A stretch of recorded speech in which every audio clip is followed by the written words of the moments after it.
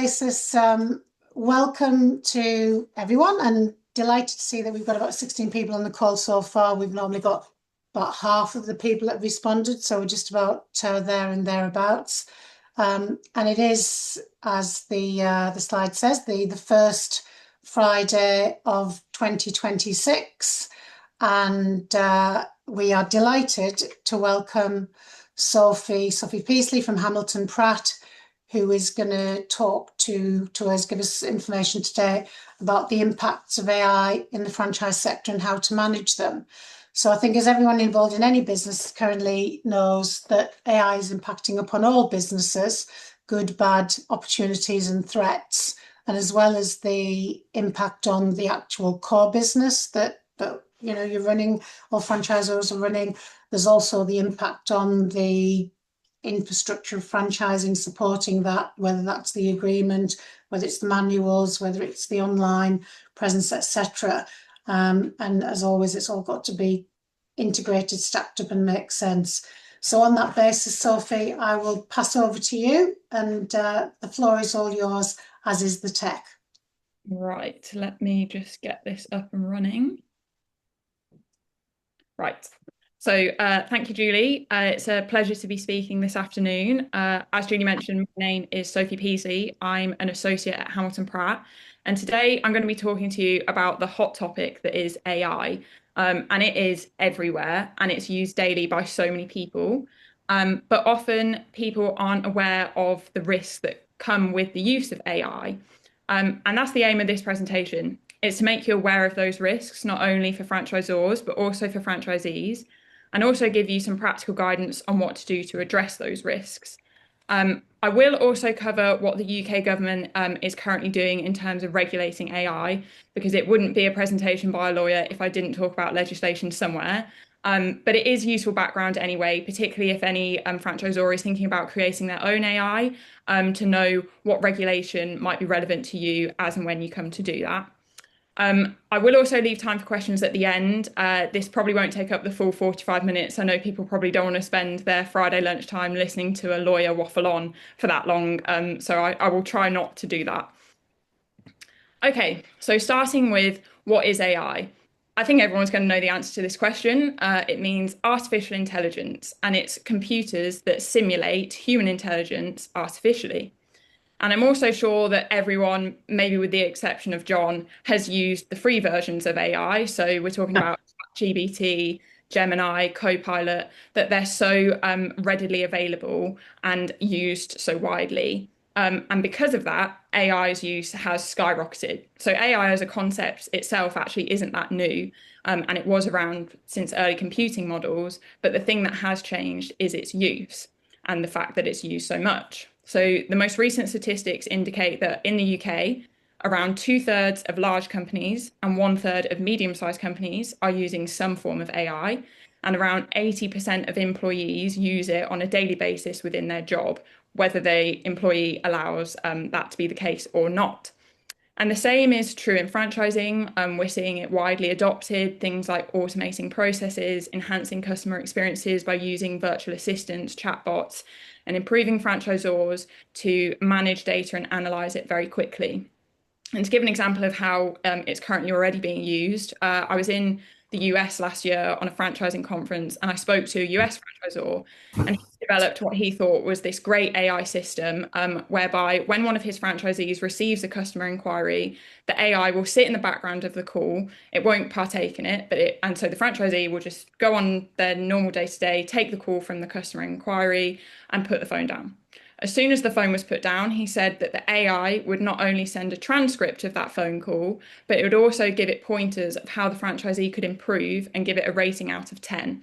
And not only would that go to the franchisee, it would also go to the franchisor. And so there'd be that immediate feedback. Now, he thought it was great. I thought it was a bit scary that we were already at that point, but you can really see the potential here of how AI can develop and assist franchisors. But having said that, AI comes with risks, and as it grows, so do those risks. So we're talking about data protection, intellectual property risks, bias, and even job displacement. And with those risks increasing, so have the calls on the UK government to enact legislation to address them.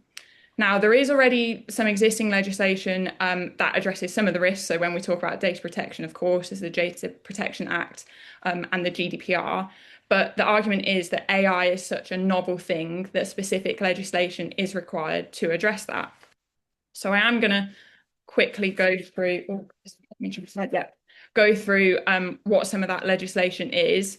And as I said, it's useful to create a background for if you want to develop your own AI, what you need to be aware of, but also as franchisors, maybe to consider how does the UK government view AI? Does it see it as a risk? Should I take the same approach to regulating it within my network? And spoiler alert, you should do the exact opposite to what the UK government has done.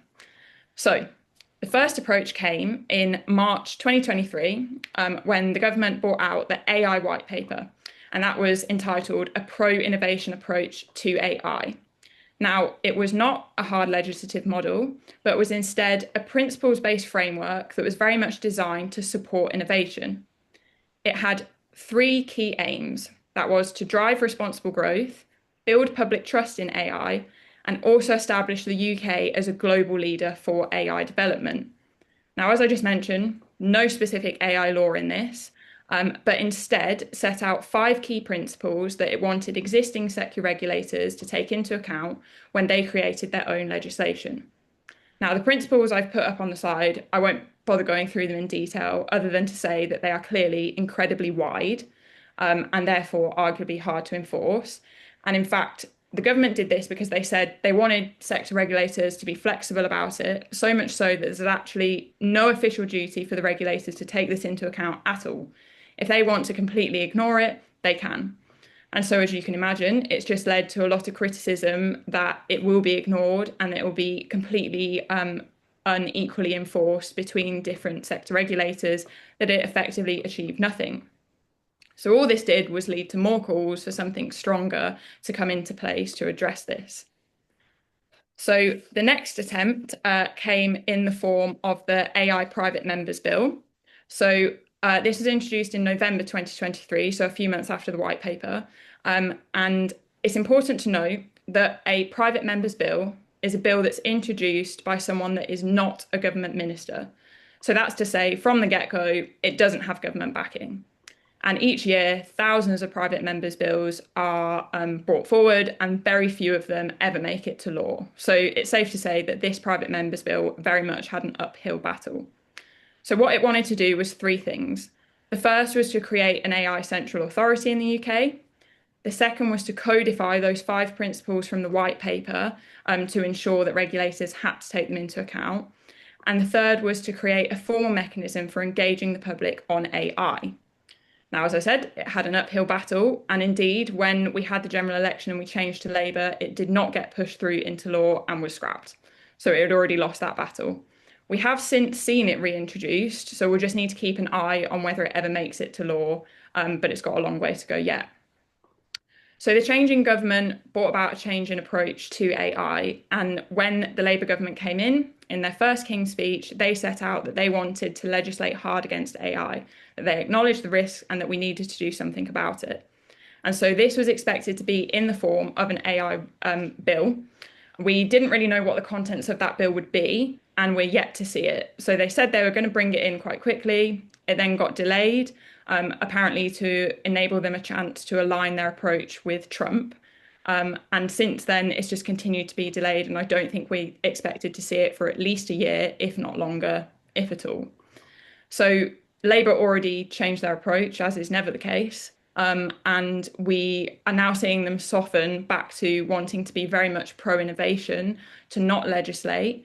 And this was emphasised by the fact that they brought out this AI Opportunities Action Plan, which was, again, just about supporting innovation and not really doing anything to legislate against the risks. So it's quickly helpful to compare our approach with that of the EU, because they are completely polar opposite.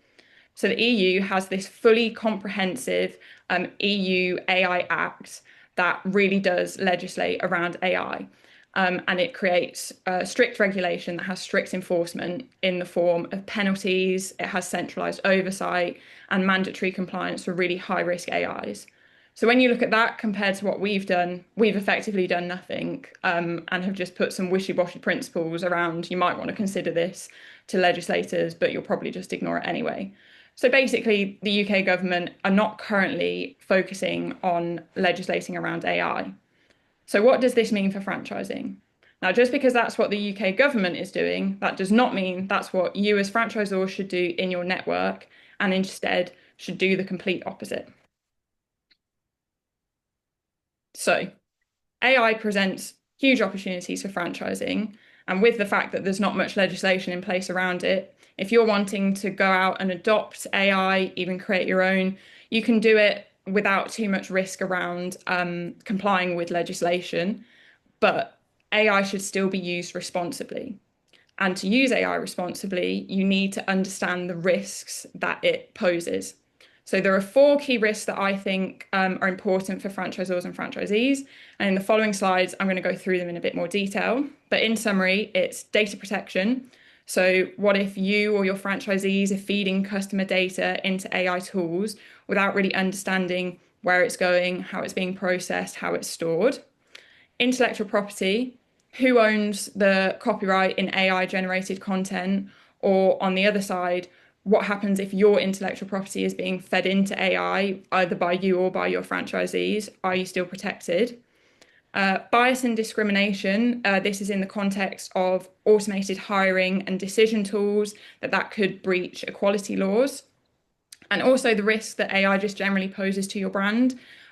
Inconsistent and inaccurate AI content could really damage your brand reputation.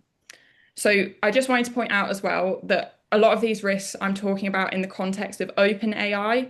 So just to clarify the difference, often the free models of AI, whatever you put into it becomes part of the training data for the AI.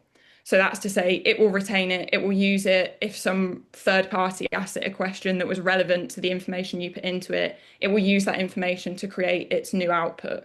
So you've lost control over it. There are also closed form AI where that isn't the same case, and that it's not then becoming part of the AI. So I'm just talking about it in the context of the free models, which is most likely what a lot of people are currently using, particularly your franchisees. So data protection, arguably one of the biggest risks for you as franchisors and your franchisees, because at its core, AI is completely reliant on data. And so then from a privacy perspective, this raises questions about how personal data is collected and processed. Now, everyone's least favorite piece of legislation is relevant here, the GDPR and the Data Protection Act. They don't specifically mention AI, but it doesn't particularly matter because as soon as you start using AI in a business context, you're certainly going to be processing data, and quite often that data is going to be personal data and therefore engaging the legislation. So how does this happen? Well, there are two ways. The first is when AI is trained, the training data that it's trained on. So this is probably more relevant if you're looking to develop your own AI, rather than if you're just going to buy a particular product. But just to explain, if you wanted to create your own AI, the way that's done is by feeding an AI a huge amount of information so that it can understand patterns within that. So to give you a very basic example, if you wanted to train an AI to understand dog breeds, that you could put a picture of a dog into it and it would tell you what the breed was. The way you'd get it to learn that is by sending it thousands of pictures of Labradors and telling it this is a Labrador, thousands of pictures of poodles and doing the same, and on and on and on until it's developed the patterns and understands what the characteristics of each dog is. So to put that in a business context, if you wanted to be able to take a customer inquiry and an AI be able to direct it to the right service that you provide, to get the AI to that point, you'd have to not only put information about your services in, but you'd need to put in a lot of information about previous customer inquiries and what services they ultimately ended up with for the AI to then understand the patterns in that data and use it to be able to give you useful output.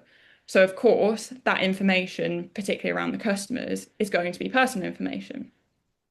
The second way you could end up with a data protection issue is just in the day-to-day use of AI.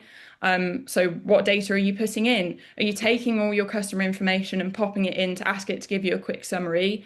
Or are you putting employee information in it? And has that thought crossed your or your franchisee's mind of, well, exactly what is happening to this information once I let go of it?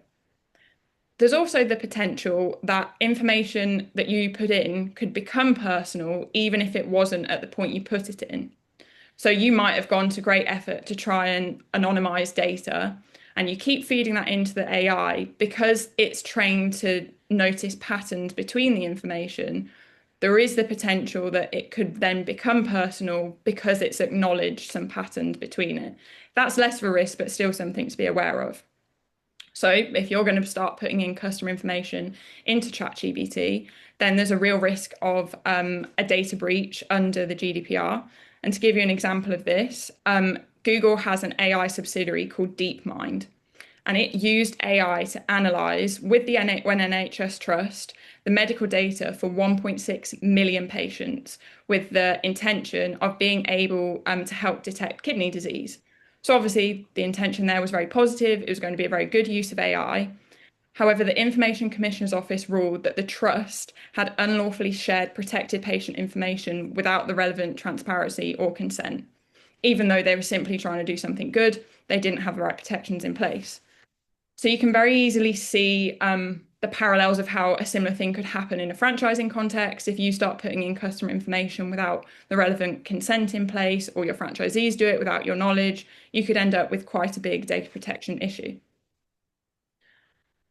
So the next risk is intellectual property, a very big concern because so much of franchising is centered around protecting exactly that, protecting your system. So there are two key concerns here.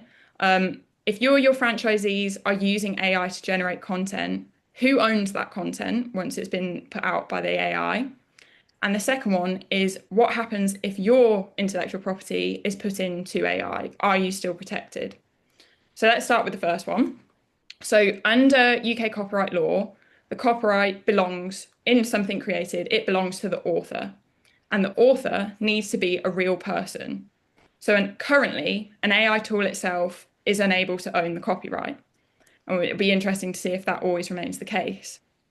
So for AI generated content, you first need to establish, is there an author at all? And the answer here might be no. It might just be that there's no copyright to protect. But copyright can only exist when the work is original. So it needs to reflect something that you've created, not just the output of an automated process. There needs to be that element of originality.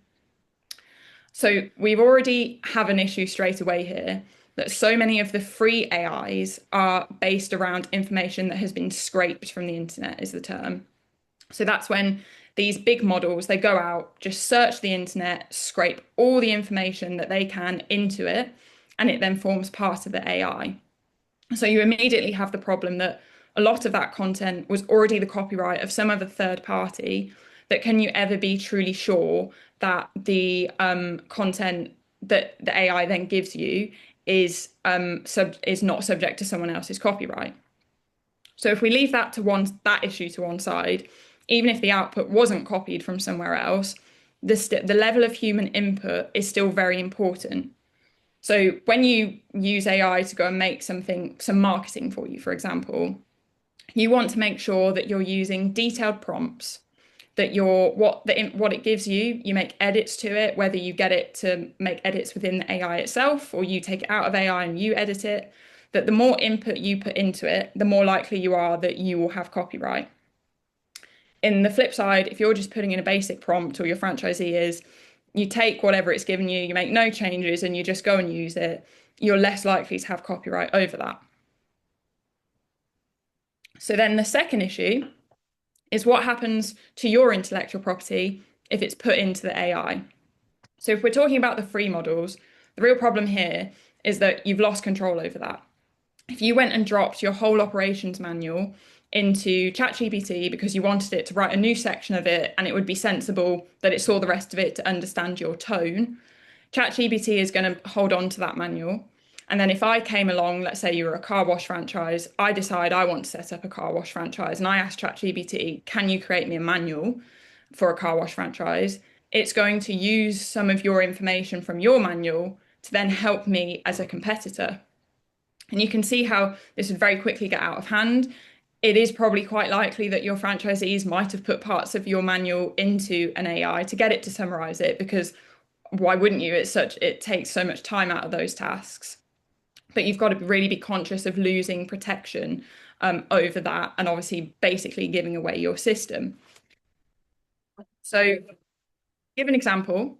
I didn't want to upset any franchisor by trying to see if their manual was in AI. So instead, I just thought I'd upset Hamilton Pratt and see if our franchise agreement is in AI. So I went to ChatGPT and I asked it to create me a franchise agreement. I went for the option of a brunch cafe because I personally quite like brunch. And I gave it a bit of information and I said, please, could you give me it in the style of Hamilton Pratt? Now, interestingly, it didn't come back and say, no, I don't know the style of Hamilton Pratt's franchise agreement. And it did spit out a franchise agreement. Now, what I will say is that it was terrible. It was a terrible franchise agreement. But it was interesting that it didn't say no to the fact that it thought it knew our style. And when I prompted it more on this, all it did was confirm, yeah, no problem. I can do that in the style of Hamilton Pratt. Now, before John fires me for putting this up here, I want to stress that it was a bad franchise agreement. It wasn't particularly in our style. It does make me question whether at some point our franchise agreement has been put into ChatGPT because it thinks it knows our style. But I could spend 45 minutes talking on why you should not use AI to draft a franchise agreement. But it was just to give an example of how you can quickly lose control over something if you keep putting it into AI. So the next risk, which is actually often one that people are completely unaware of, is bias and discrimination. And it's actually quite an interesting one because bias in an AI system can come in two forms. The first is in whoever created the model. Inherently, humans have bias within them. When they make the AI model, they will have made choices that then become part of that model and will be reflected in the answers it gives. And the second and far more problematic issue is historical data that it will be trained on. So, as I said, you have to put a huge amount of information into AI to get it to give you answers that you want. And if that information that it's trained on has any inequality in it, and often it will, because if it's very historic data, it will have inequality within it, that will then be reflected in whatever answer it gives you. And because it goes on such a wide scale, even the smallest inequality in that data training set can cause significant issues if you're using it in a recruitment, HR context. So to give you an example, Amazon in 2018 used AI to sift through CVs as like the initial interview stage. And it trained it on CVs from the past 10 years of people that had applied. And in those 10 years, the majority of people that had applied were male. Therefore, whenever new CVs were put into it, it favoured men and it caused them a big issue. And ultimately, they scrapped it. So I know that it's becoming quite popular in a franchising context to use AI to screen initial applications. Because if you're getting so many, it's a good way to do it quickly. But you need to have thought for, is this going to be reflecting a bias, even though I do not intend it to at all? Whether whoever built the system, you need to be asking questions around the data that it was built on. This is quite a hard one to address because inevitably you're not going to go and look through all the information that an AI system was trained on.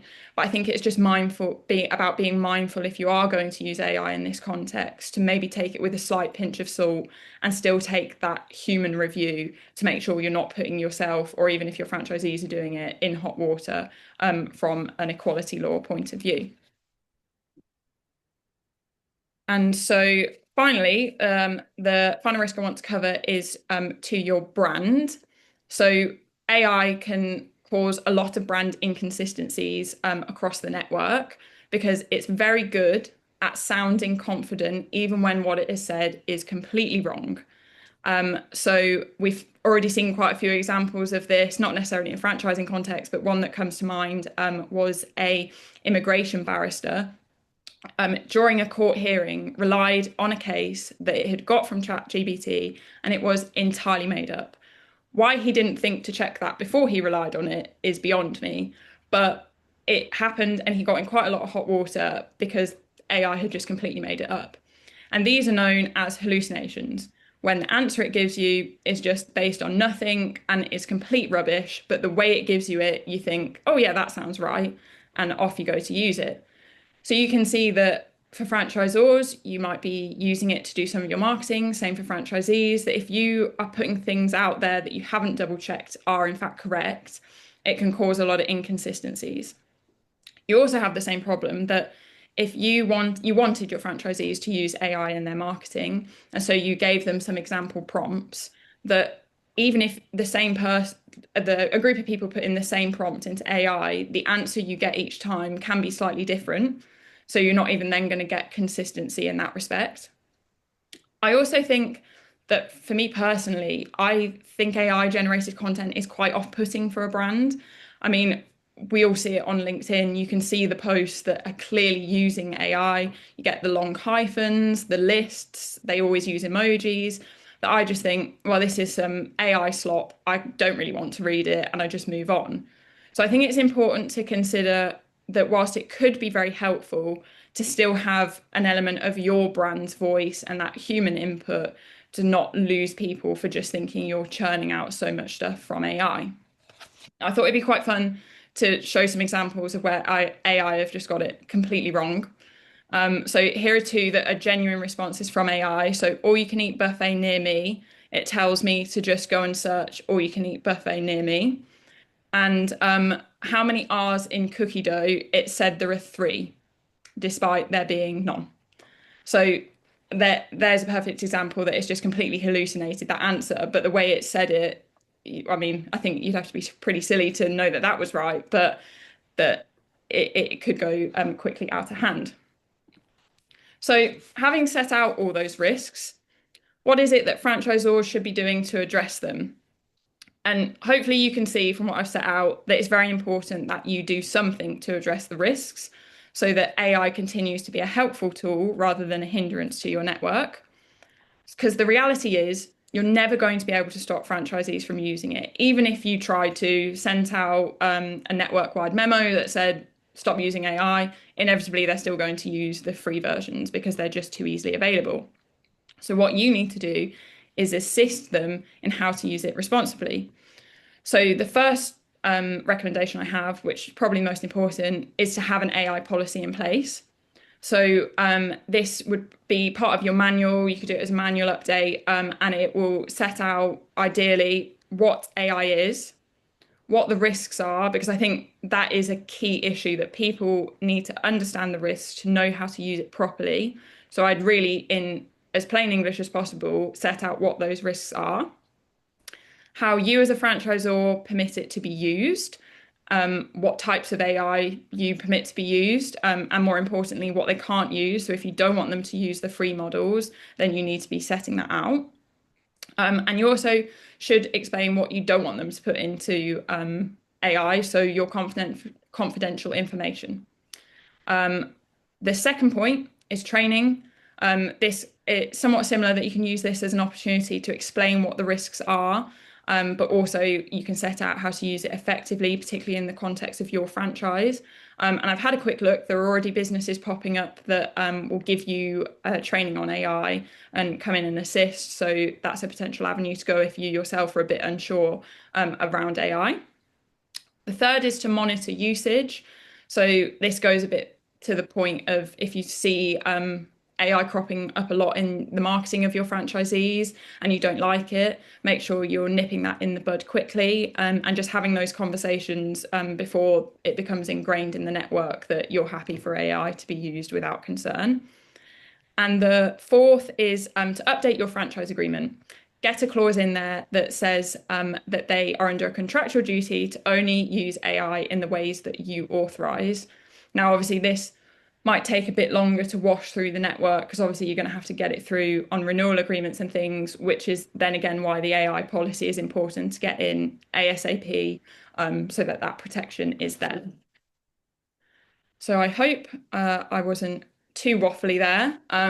But in summary, AI is very much clearly here to stay, and that it's important that you regulate how it's used in your network so that it can be an assistance rather than a hindrance, and that it's used responsibly. I'm still very much pro AI, despite having probably criticised it for however long in this talk. But as I say, it's just about being able to use it responsibly, so that you stay protected within the network. Great. Super. Thank you, Sophie. That was so very comprehensive and comprehensive and alarming at the same time, basically. I think we So often find whenever I've attended other AI talks, particularly the BFA's annual conference, I think a lot of people left feeling quite concerned about what AI might do, which I think again just goes to the point of trying to, as much as we can in the franchise industry, keep it regulated, particularly while the government aren't particularly doing much on their side. yeah, and do you think at the moment that potentially that's a good thing that the government aren't doing much as it, if you like, it leaves it in the remit and the control of the franchisor, or do you think it would be better if the government did have, like the EU, had a very I think probably on a franchise scale, the AI wouldn't be at such levels as to need a huge amount of regulation. I certainly have more concerns around the big models and the consequences of what they're doing. And in that respect, I think the government needs to step in. But it's probably a bit akin to how franchising itself doesn't have any laws that very much benefits the franchise. I think for now, probably the same is true for AI. Okay, great. And we're open to questions. So if anyone has got a question, please feel to stick it in the chat, stick your hand up, which way to do so. I suppose it would be interesting to know of the franchisors that are on the call, how many have, as an example, a policy, in their operations manual currently, or how many have a clause in their franchise agreement currently to cover AI, literally, as we speak and sit on Friday, the 9th of January. If anyone's brave enough to volunteer that information, Chris. I can confess that no, we don't. We don't have a policy in place. And rather flippantly, I was wondering if I was to write an AI policy, my immediate reaction would be to go to use an AI to write it. And rather flippantly, I'm wondering how biased it might be if I said, write me a policy for the use of AI in my business. And it It's probably going to be very pro AI. probably be very pro AI, wouldn't it? Yes. Yeah, definitely. I mean, Sophie, as a general kind of takeaway from what you've said, is it better that franchisors either insist or endorse the use of paid for systems rather than a free system? I think that is an initial step that removes quite a lot of the concern. If the paid for system means that whatever information you're putting into it remains confidential, then that already addresses quite a lot of the concerns that I've listed. So that is certainly one option to consider. Obviously, the costs associated with that needs to be taken into account, but that's probably a better avenue than trying to control franchisees by saying, don't put that into the AI.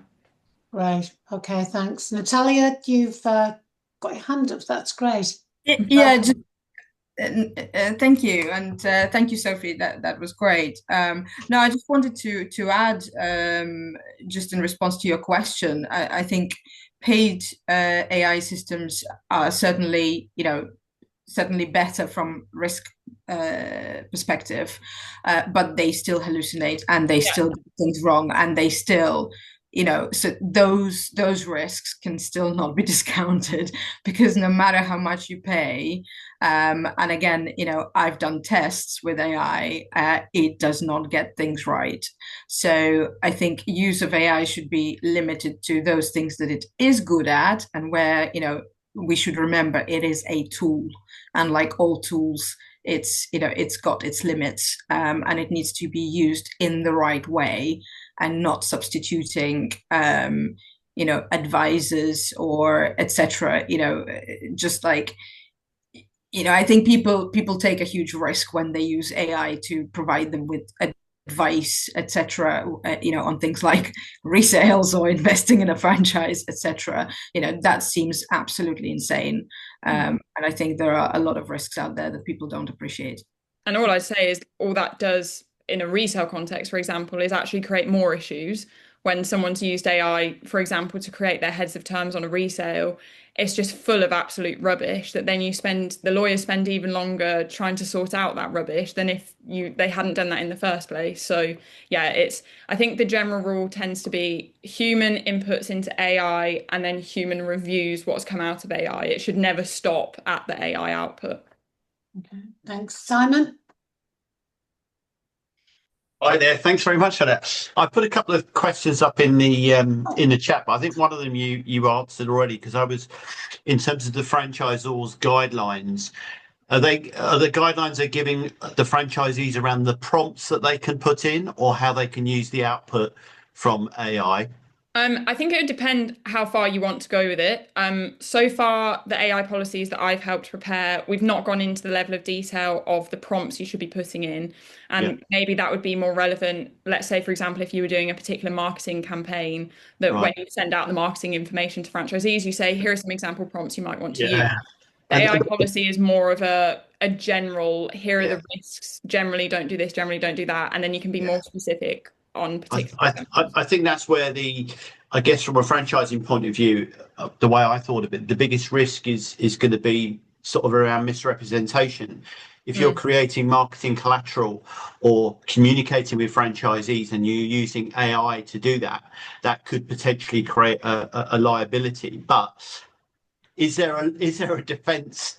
If it came to court, is there a defense that you can use to say, well, look, this was created by AI. It's not something that we did as a human. No, I don't. AI doesn't remove responsibility. And as was the case with the barrister, he couldn't argue, well, it's not my fault that AI got it wrong. He was still on the hook for that because he didn't take the chance to check it. And so, as I said, it's very much human, AI, human again, because you still need to make sure at the end of the day, you're the one sending it out in your words, that you need to make sure that what it's saying is correct. So any document, any legal contract that's generated on using AI or ChatGPT is still legally enforceable, albeit it might have holes in it like Swiss cheese. If it's signed, I mean, it might be absolute nonsense and then therefore very difficult to enforce, but you certainly can create an enforceable document via AI. But again, from our experience, all that seems to be doing is making more work for lawyers because it has so many holes in it that you then have to get legal advice to put it right. That I actually think we're probably seeing an increase in work because of AI just getting it completely wrong currently. Awesome. Thank you. Sophie, is it possible to have a corporate system that the franchisor sets up, manages, maintains and trains to some degree in terms of tone of voice that can then be monitored by the franchisor on an ongoing basis rather than the franchisees doing it individually?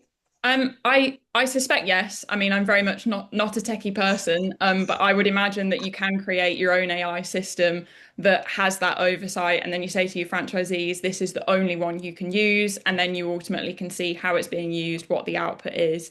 I imagine the cost associated with that is probably quite high, but maybe as AI continues to develop, that is where we'll see things going. Yeah, I was thinking more about using one of the existing systems, but setting up a corporate account that the franchisor then... okay. Yeah, I mean, again, not something I've investigated, but you would think that the AI programs out there would have that ability, I'm sure. Does anyone... If I could answer that one, So yeah, ChatGPT has a new business model, don't they, where you pay for so many users, they each have their own, so it starts at like 60 quid a month, I think, for 2 users to access, and then it scales up from there. Right. Okay. Great. Thank you, Scott. Sorry, Chris. Did we? Same as Scott, really. Yeah. And the nice thing is that it starts to share the tone of voice and the corporate knowledge amongst users. So, but then contains it within the business. So that's what I was thinking. Yeah. Great. Thanks. Frankie, you have put quite a lot of different points and questions into the chat, so I'm not sure if you'd like to come onto the call and ask those questions, or you just... Julie, thank you. I just wondered, Sophie, lovely to meet you. We've got a few franchisees that are on quite new agreements, so we got quite busy last year, and so obviously can't really update their agreements because they're 5-year terms. So could we, in the interim, do sort of a really sort of solid and robust manual update alongside a policy update if they have any employees or contractors? But also just as a generic policy for AI. Would that sort of be a belts and braces approach whilst we're waiting for the 5 years to? Yes, yeah. I mean, I think in any event, you need that AI policy in place first, because even if your franchise agreement says you'll only use it in ways we authorize, if you then haven't got a policy setting out how you authorize it to be used, it doesn't really matter that the franchise agreement says that, because you haven't then set it out. So that is definitely the first step in any event. And then I'd say that the franchise agreement is more the belts and braces approach as and when it washes through on renewals. Okay, and with regards to a policy, I don't suppose, I'm not going to use AI to create one, or I don't suppose that you could signpost me to any resources. I mean, I'm a member of FSB, I'm a member of BFA, I'm hoping that maybe they have some resources. If not, do you know of anybody that might have any? I mean, I don't know, Julie, have you done one of these yet? I know we've done a couple. I don't know about online resources. It's not actually something I've personally looked at. I'm sure that there must be some out there. To be honest, from ones I've done, they're not too complex. It's just a case of really simply setting out what it is, what the risks are, how you want it used. That it shouldn't be too difficult to draft, but obviously I appreciate that sometimes it's helpful to at least have a starting point. That I'm sure if you did have a Google, there might be something out there and you can form a view as to whether that's useful. But yeah, Julie, I don't know if that's something that you've come across yet. Yeah, well, again, based upon the kind of the conversation today, definitely we do have so should we say, a skeleton policy, for want of a better word. And I think, as always, it's about adapting it to reflect the specific requirements of the business. And then particularly in relation to, this particular topic, it's updating it and maintaining it, because as we're speaking, on a day-by-day, week-by-week, month-by-month basis, it's changing. So I do think it's one area. I also think in terms of, and again, Sophie, you can, come back on this, in terms of the agreements that are currently in place, Frankie, you can always invite your franchisees to sign an updated agreement if you wish to do so, and obviously if they agree to do so. And it might be that, if you like, it's so that it's in their best interests, which it would be. And potentially for the new ones that have come along as sweetener might be they get an extra 6 months on the agreement term. Again, Sophie, I'll kind of look to you for additional guidance. You could do that. You could do it by way of a side letter that just adds in the clause to their existing agreement. Obviously, the key issue with that is they've got to agree to do it. Although I guess if they say no, you'll know that in 3-4 years' time when they're up for renewal, it will be in there anyway. But that is an alternative. Obviously, just it increases your admin to get that in across the whole network. Okay. And increasingly, we see a lot of, I don't know whether anybody else is getting this, but we get a lot of emails and letters that sort of appear in our inboxes, and they are so obviously straight out of ChatGPT, and every single bone in my body wants to reply with something really quite rude, like, who the hell do you think you are writing this crap that's not even your own words? But you can't do that, can you? Because these are franchisees are a client. So I mean, I don't know whether or not there is any way of addressing that. I mean, if it makes you feel better, we're experiencing the exact same thing, particularly on disputes. We're finding that franchisees aren't using lawyers because they're just using AI to write their responses. And I have on occasion gone back and said, I will not incur costs on behalf of my client responding to this rubbish, without using that word, and that I invite you to come back to me without having used AI. That is always a possibility, in polite words, to just say that basically what you've put forward is nonsensical and that I can't even reply to it. Basically try again if it's really that bad. If it's kind of the middle ground of, well, it is just going to take me some time to reply to this, but ultimately I still think it's worth including a line along the lines of, there are indications that you might have used AI in this correspondence. Please be aware that, you know, it's not necessarily correct and that it's just increasing both our time spent on this matter. If you're ever unsure on your position, we recommend you seek legal advice over AI, just something along those lines to indicate, look, we know you're using it, please stop it. Because if you just keep responding to it, they're just going to keep using AI. But yeah, in certain circumstances, I have just called it out because it just wastes time and money. Okay, great. And then the last thing is, I mean, I don't know if anybody else has realised this, but Zoom, with the current platform that we're on, they updated their terms, I think, at the end of December, so that now AI is all turned on automatically. So if you haven't already, you might want to go check your settings. Turn it on. Very good point. Yeah, we'll all be there at the end of the call, Frankie. That's super. Thank you for that. Scott, I know you've got a question in the chat box and raised your hand, so over to you.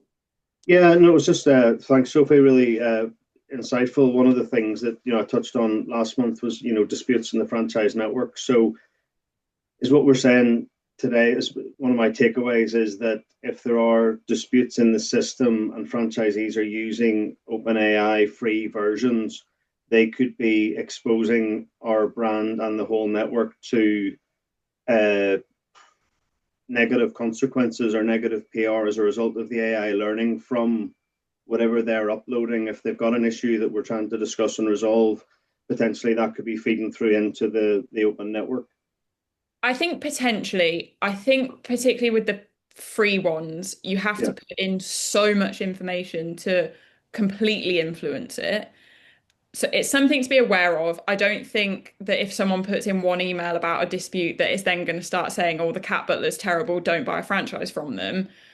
But it's potential. But like I said, I think they'd have to put it in like thousands of times for it to have a real impact on what the AI does. That's not to diminish the fact that they shouldn't do it. They definitely shouldn't do it. But if there was someone saying, I've got this issue, write a letter to the franchisor, blah, blah, blah, franchisees, this, that, and the other, that could... In the ones where the information stays as part of the AI, if then a potential franchisee later down the line asked it a question of, are the cat butler a nice franchisor, for example, there's the potential that the information it learned from that dispute is then going to feed into the response it gives. So something to be aware of. Yeah, thank you. And Scott, you had a question about uploading CVs as well. Oh, yeah, it was just obviously when you touched at the start about the data protection side of things, surely like uploading CVs is a major issue. You've got addresses, phone numbers, or they could be breaching GDPR like straight off the bat. That would be like we've used AI to create sort of filtering tools and work with candidates and things, but I would never consider uploading that sort of stuff. That would just be crazy. Yeah. That's exactly what I want to hear. Okay, thanks. So, Kat, Natalia, and Sophie, when after the BFA conference, because obviously Sophie, you were at the BFA conference and did a session on this to some degree similar, but in the room, did you get an influx of clients, coming to you to make changes to their agreements and hopefully changes to their ops manuals as well? Are you finding that franchisors are actually making the changes that are required or recommended at this moment in time? Yeah, I definitely saw an influx following on from that talk and just people becoming more and more aware of the problems. Then, I think franchisors are generally trying to be proactive in addressing it. What category does it come under in franchising terms? Are we talking about disclosure? Are we talking about marketing and communications? In terms of the franchise agreement, does it come under? Does it come in a specific section? I think it just would fall within the kind of operational clause that sets out you'll comply with X, Y, Z. It'd just be one of the clauses within there. Okay, because presumably if somebody copies and pastes, if I'm a franchisee and I copy and paste a page from the operations manual and put it into open, I'm breaching copyright there, aren't I? Yeah, exactly. And that's the exact thing that we need to try as best you can to stop franchisees doing. So, sorry, just another one. A lot of franchisors now are starting to use things like, or offer things like chatbots and things like that to help franchisees interrogate the operations manual or their knowledge base. Is that a closed system, or again, because the chatbot itself is built by someone like ChatGPT, presumably. So does that mean that still gets shared in the public domain? It would all depend on the terms and conditions that you sign up when you presumably buy that product. I suspect it's a paid for product. You need to be looking at that exact issue and establishing what's happening to that information that's going into the chatbot. I can't say that it's an issue I've looked into. I would hope it was closed. Yeah. It's just something that when you're exploring different AI systems, that's a key point you need to look at. Yeah, no, good one. Thank you. And Simon, I noticed you've got Theo on your franchise live. So Yeah. on the 21st, Yeah. so want to take up with him, and obviously we've James that we work with has got his system Franchise Base, which Sandra, you use Franchise Base as well. So again, I'm assuming, but we need to check out MASH that it's a completely closed system, and the information, I can't say for certain, but hopefully it's not getting shared with anyone external to the system. So, no, Franchise Base is closed anyway. It's a closed system, Julie. Franchise Base is a closed system, so we know that's good. Now I'm sure. Have you got any AI features in it, Ash? I've not seen it for us. No, it hasn't. But James's work and has been over the last sort of 12, 18 months on a brand new franchise portal for the market. It's still not ready yet. And funny enough, one of the features is an AI system. So if you're a prospective franchisee, you can put your profile in, and what it'll do is, rather than you, when you go to Franchise Direct and Franchise Local, look for a specific franchise, this new system will take your profile and then try to match it with a potential franchisee. So that's the AI aspect of that new system he's developing. It's not ready yet, though. One of the bits that we talked to him about recently, because obviously a lot of our business is done through WhatsApp and things like that. He was talking about the forum piece being AI, having AI built into it. So basically, franchisees can start to ask each other more questions in-house, and it will build that database of responses and link into all sorts of things for the answers. So it's a lot less. When you find in like WhatsApp groups, people ask a question and it's been asked 50 times. Well, it'll build that knowledge base and help find the answers and things through previous requests. So it's something we're hoping that does come in and that we can avail of. Get off the WhatsApp groups. Yeah, looks really good. Yeah, who'd be a techie? Sophie, Julie, can I just ask Sophie one last question?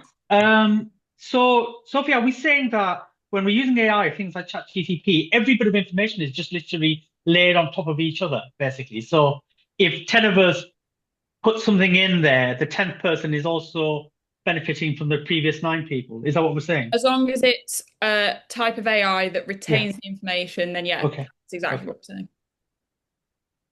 So again, we can look at that after the call. Kat, I don't know, obviously, if you've got any thoughts, comments in terms of your experiences either following the BFA conference or recently with clients updating, making changes in the area. Yeah, I mean, I think I was, one of the many people who did walk away from the conference. But I think is what Sophie said today. It's have the clause in your franchise agreement for the new ones going forward that says you need to adhere to our policy, and then just making sure that you have got the policy in place. So, it protects the new franchisees coming on board, the renewals, and like I say, your franchise agreement will reference the fact that you've got to adhere to their policies, the franchisors' policies anyway. So, I think even though what you said today, Sophie, so like at the end of your presentation, it amused me. You said, even though I've said all this stuff, I am actually pro AI. It might sound like I'm not, because I was just thinking that as we were going through, I thought, I could have sworn you were a fan of AIs. It was really interesting. But Isla, who was on the call and had to leave, AI is one of her specialities. It's a shame she had to leave, because she probably could have imparted something useful. No, thanks. I think, it's like the tide, isn't it? We can't stop the tide turning. We can't stop the development of AI. If you try I was going to, sorry, Julia. Something I read an article from somebody today on LinkedIn actually, and there's quite a lot of anxiety in the franchise market space. I think it's all around FOMO, isn't it? You know, AI, what are we doing? What are we doing? Why are we not doing about it? And I think that's creating a bit of a panic and a bit of a knee-jerk reaction. And I think somebody put something very sensible up, just said, we're just keeping it simple. We're doing small things step by step. And it's like I said to them, look, there is no rush. You know, technology will only improve over time. So just take your time. I mean, I use AI for doing posts and stuff like that. And I'm already on the third version of the piece of the software because it continually improves and updates itself. So there is a bit of anxiety around for sure at the moment. I think the key thing is just to chill out and do it in bite-sized chunks. Simon, yeah, what you said is very sensible. But if you go to America, all that franchisors talk about, literally all they talk about, is the millions of dollars they're spending on AI. Yeah, they think it's the most important thing ever. They're devoting all of their resources and both management and financial to all. I'm exaggerating, but you know, a huge part of it. They think it's hugely important. But in what context are these all companies that are thinking we've got to do it because it creates an X factor for our private equity owners? Yeah, where's the ROI in all this spend? Yeah. Well, a very good point because as you know, a lot of large US franchisors are private equity owned, and it may well come from the private equity houses saying, all businesses need to do it. I don't know the answer to that. All I know is that's all they talk about. Yeah, but I mean, it's good for you guys anyway, isn't it? Because it is something that needs to be addressed from a legal point of view. Otherwise, you can see all sorts of problems downstream, Yeah, that of course is a downside for everybody, that everything seems to benefit lawyers. Don't you just hate them? My time again, I'd be a lawyer, John. I told you. I keep saying that to me. It's true. Yeah. John, at the end of the day, does it come down, realistically to the, if you like, the commercial, hesitate to use the term happiness of the franchisees? But I mean, if a franchisee has a successful business, then we would hope they're not going to spend all of their day putting manuals into AI systems just to cause major problems and issues, basically. And nor they're going to be, looking for reasons to litigate against the franchisor. I mean, when you look at the franchise agreement, it could be that, they can pick up every individual single clause and try and hit you over the head with it. But ultimately, if they've got a successful business and they're happy, if you like, they're not going to do that. So it's a balance between focusing on the requirements to protect against the AI, but actually putting more emphasis on working with your franchisees and supporting them and getting them to run successful businesses. And I couldn't agree more. But there are two particularly interesting things that came out from Sophie's talk. First of all, in franchise disputes, franchisees using AI to create letters. So franchisors must expect going forward that it's going to be easier for their franchisees to start a dispute than spending shed loads of money with lawyers. So they're going to have an increased number of disputes, and they need to know how to deal with that, and absolutely put in place what you've said. One of my big things, Julie, is that lawyers get instructed by a new franchisor to prepare a franchise agreement. We do that, and we think we've done the job. Actually, we've done only half the job, because what we then need to go on to do is to say, look, how are you going to reduce the number of disputes? How are you going to make your franchisees happy? What are the sort of problem areas which often arise? How are you going to address it? And it's that second bit that we as lawyers traditionally have been very bad at. And secondly, to your point, and I'm sorry I'm waffling, but secondly, to your point, I think what's happening in the States is that prospective franchisees want to see that their franchisors have spent shed loads of money and have got these sophisticated AI systems, and actually don't go with those franchisors that haven't. Now, we're nowhere near that yet, but it will happen. Right. Does it depend on the sector that you're in? Like I can see, for example, I used to be with Subway and QSRs and global brands in the food sector, and I can see straight away the application of AI in marketing, customer acquisition, loyalty programs. I can just see the huge application. But when I look at our Cap Butler business, it's not the same scale, and I'm not really sure the same implications of huge investments into AI exist in this, the same application. So do you finding it that it's different sector to sector as well? I agree. I completely agree. Thank you. Yes, Scott. Thanks.